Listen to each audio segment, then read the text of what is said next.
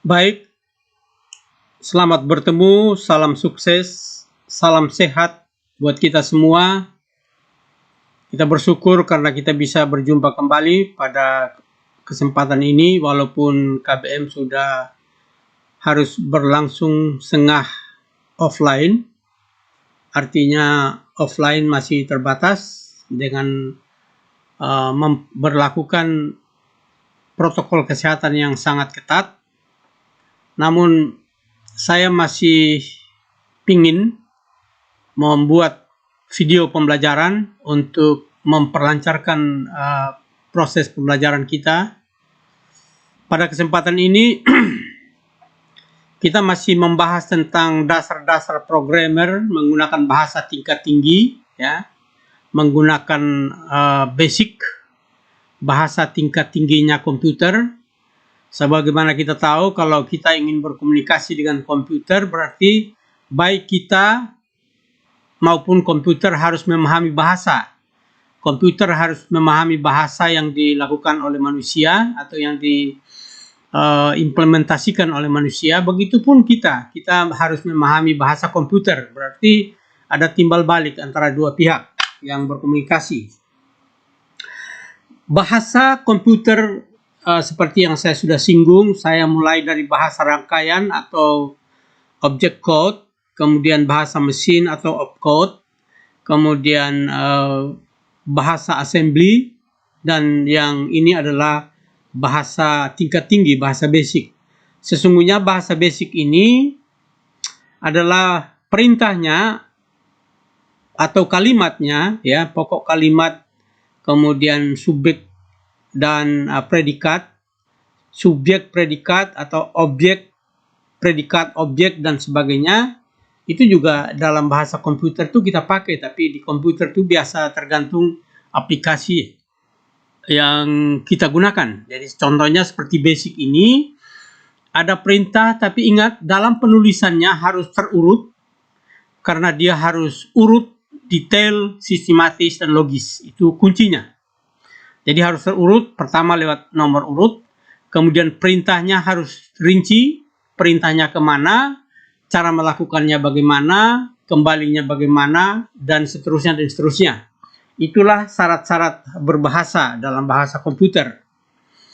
Nah, pada kesempatan ini kita masih menggunakan QBasic atau Quite Basic, ya, di mana dari rilis pertama atau dari versi pertama basic sampai sekarang, versi pertama masih kompatibel dengan DOS. Kalau versi ini adalah kompatibel dengan Windows, jadi kita bisa buka dari Windows. Kalau kita pakai versi yang pertama, buka di Windows tidak akan bisa. Kita harus kembali ke perintah DOS dulu, baru kita buka dari DOS. Nah, di dalam melaksanakan perintahnya, saya ambil contoh sebuah program kecil ini. Pertama, kita tahu logikanya baru kita buat. Ya, kalau kita tidak tahu logikanya, kita tidak bisa buat. Lalu kita tahu urutan langkah atau sistematis dalam langkahnya kita harus tahu, kita bisa urut. Contoh, saya ambil contoh dulu. Misalkan pada nomor baris pertama ini atau nomor baris 5 ada perintah screen.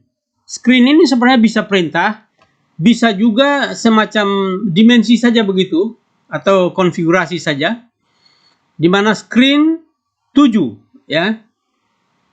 Screen 7 ini artinya apa?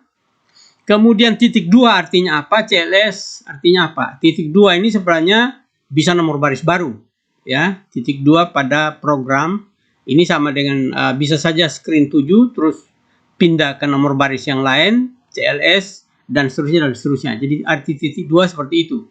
Kalau CLS ini membersihkan screen saja, membersihkan layar saja. Lalu screen ini adalah perintah di mana ada sejumlah mode yang bisa dipakai oleh basic, mulai dari screen 0 sampai dengan screen 13. Artinya masing-masing ada artinya, kemudian ada karakteristiknya masing-masing. Contoh, untuk screen kita bisa baca dari buku-buku user manual basic, atau di dalam help ini juga ada, ya. Di dalam help index misalnya, tadi kebetulan saya sudah buka sehingga sudah ditampilkan sejumlah tema di sini. Kita ambil misalkan screen, saya klik di screen. Nah, ini screen 0, ada screen 1 sampai screen 13 ya. Ya, sampai 13 screennya di sini. Ya, ini masih ada screen tambahan lagi ya. Jadi yang screen 0 sampai 13 ini punya ciri khas tersendiri. Kalau screen 0 ya, ini sebagai defaultnya atau standarnya atau awalnya seperti ini. Dia hanya untuk menulis teks saja. Ya, dia hanya menulis teks saja, tidak bisa yang lain. Kemudian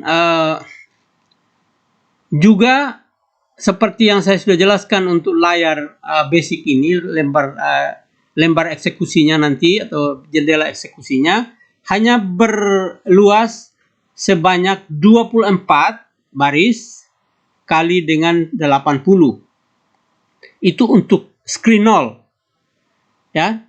Kemudian kalau screen 1 ini, screen 1 memiliki 4 warna background, ya, 4 atribut warna background, ya, di mana 0 itu hitam, 1 itu blue atau biru, 2 itu green atau hijau, 3 itu gray atau abu-abu. Kemudian dia memiliki ukuran 25 kali 40. Kalau tadi 24 kali 80. Kemudian screen 2 dan seterusnya bisa Anda baca sendiri. Kalau screen 7, karena kita tadi menggunakan screen 7, dia memiliki 16 warna. Ya, 16 warna atribut, jadi warnanya bisa bervariasi banyak sekali. Itu yang intinya. Kemudian teksnya 25 kali 40 juga sama dengan screen 1. Ya. Kemudian ada untuk gambar-gambarnya, ada jumlah kolomnya sekian, ya, ada 300. Kalau untuk grafik, untuk gambar 320. Kemudian ada yang tergantung versi basicnya, ada yang 200 baris, ya. Kemudian dan seterusnya dan seterusnya. Jadi ada karakteristik atau ukuran-ukuran tersendiri untuk setiap screen. Jadi perintah screen ini kenapa dibuat? Karena untuk menggambarkan lingkaran, ya. Jadi kenapa ditentukan dulu screen 7 ini? Karena untuk menggambarkan lingkaran dengan beberapa warna. Jadi misalkan perintah pada nomor baris berikutnya circle, ya. Ya, circle dalam kurung 160, 100 itu artinya mulai dari kolom sekian baris 100. Ya, dengan radius 80 dan seterusnya. Kalau kita mau lihat penulisan atau sintak dari circle ini, kita bisa cari juga di screen. Tadi saya sudah cari, ya. Ya, jadi ini ada circle-nya, ya. Ini saya cari circle-nya ada di sini. Circle-nya, ya. Ya, step-nya ini sebuah perintah lagi karena di dalam kurung kotak tidak perhatikan, yaitu yang pertama kolomnya berapa, barisnya berapa, ya, circle-nya, kolomnya 160, kemudian barisnya 100, radiusnya 80, jadi 80, ya, radiusnya atau jari-jarinya. Kemudian warnanya, ada warnanya warna 8. Warna 8 itu kita lihat di dalam tadi di screen, di perintah screen itu tadi. Ya, di perintah screen ada warnanya, ada sekian warna, 8 7 warna tadi. Kemudian seterusnya dan hanya itu, ya. Jadi circle ini dimulai di kolom keberapa, baris keberapa dengan ukuran radius berapa dengan warna apa.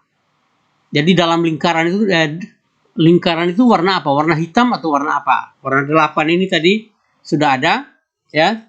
Kita sudah lihat tadi di color atau di warna screen-nya. Kemudian perintah berikutnya paint, ya. Paint artinya mengecat, ya. Paint 265, ya, lingkarannya mulai dari mana sampai di mana, sama seperti circle ini tadi.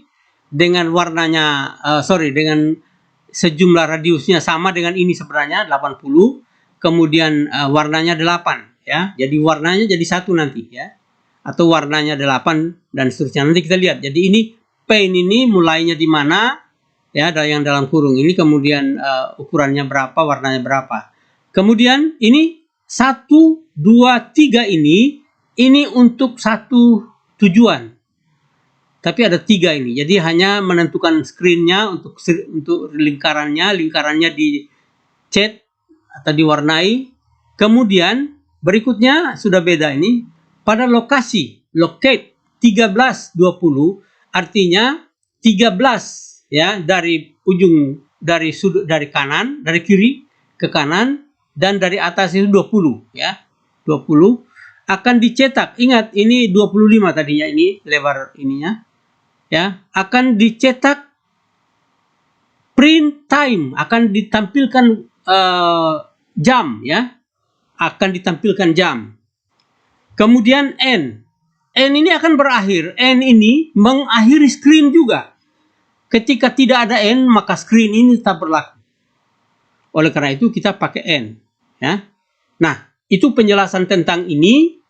Dan untuk mencarinya kita cukup mengklik pada help-nya, lalu kita cari kata-kata yang bertulisan warna biru seperti ini. Ini artinya ada linknya, dan link ini akan menghantarkan kita ke catatan-catatan yang berhubungan dengan tema atau topik itu. Jadi misalkan tadi untuk circle, untuk paint, untuk screen, saya sudah jelaskan itu. Untuk yang lain juga sama. Bagaimana menulisnya sebenarnya di bawahnya ini ada ya. Bagaimana memberikan contoh, misalkan screen 7 CRS lokasi 11, colornya 14 dan seterusnya. Kemudian print apa dan seterusnya. Ini ada contoh-contoh program ya. Contoh program ini bisa kita pakai. Makanya tidak sulit saya menulis ini karena memang ada contoh di belakangnya, di bawahnya. Tinggal sepintar-pintarnya kita mencari saja. Nah, kalau kita makin banyak belajar, makin banyak latihan seperti yang saya katakan tadi, semakin banyak membaca, pengetahuan kita makin banyak, semakin banyak melatih atau berlatih, maka keterampilan kita akan makin bertambah. Itulah kuncinya. Jadi, belajar dan melatih diri. Itu kunci 2 hal itu yang penting.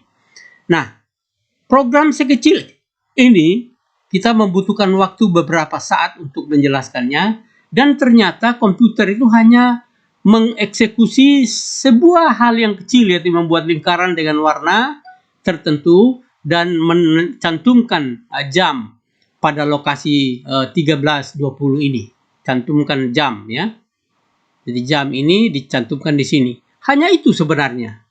Jadi pembelajaran kita ini kita coba eksekusi. Ya, starting program, dia start. Nah, ini dia hasilnya ya.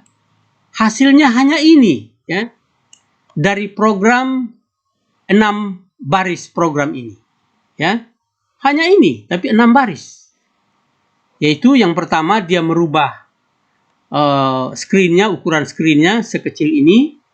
Kemudian dia membuat lingkaran, ini lingkarannya. Lalu mewarnai lingkaran itu dengan warna paint warna 8 ya, mewarnai lingkaran itu. Lalu di tengah-tengah lingkarannya, karena lokasinya 13, kalau kita ganti locate ini, dia juga akan berubah letaknya. Jadi kalau kita ganti, boleh kita ganti semua konstanta yang ada di sini, kita boleh ganti dan kita lihat hasilnya seperti apa. Maka apa yang kita rubah di sini berarti akan merubah hasil penampilan dari eksekusi komputernya sendiri. Jadi hanya itu. Untuk kesempatan ini ada perintah screen, circle, paint, lokasi, dan times. Saya kira itu mudah-mudahan berguna buat semua.